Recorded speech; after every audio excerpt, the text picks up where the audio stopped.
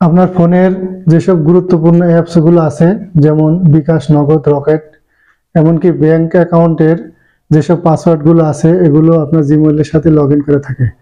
এই পাসওয়ার্ডগুলো যে কোনো সময় আপনার হারিয়ে যেতে পারে এবং অন্য কেউ সেটা হ্যাক করে নিয়ে যেতে পারে। সেটা এখনই বন্ধ করুন। চলুন যাই দেখি সেই প্রসেসটাকে। এরকম সুন্দর সুন্দর আরো ভিডিও পেতে আইডিটাকে ফলো দিয়ে রাখুন এবং লাইক, কমেন্ট, শেয়ার করতে যেন ভুলবেন না। আপনি আপনার ফোনের জিমেইলটি ওপেন করবেন।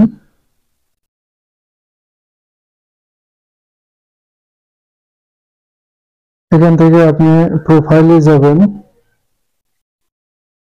তারপরে যে ম্যানেজ ইওর গুগল অ্যাকাউন্ট এখানে ট্যাপ করবেন। এখান থেকে এই যে ডাটা এন্ড প্রাইভেসি এখানে ট্যাপ করবেন। এখান থেকে স্ক্রল ডাউন করে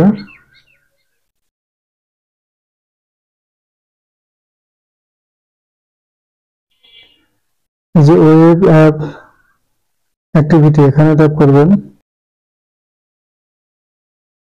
এখান থেকে এই যে বাটনটি যদি টিক দেওয়া থাকে সেটাকে টিক মার্ক তুলে দেবেন, তাহলে হয়ে যাবে। That's okay.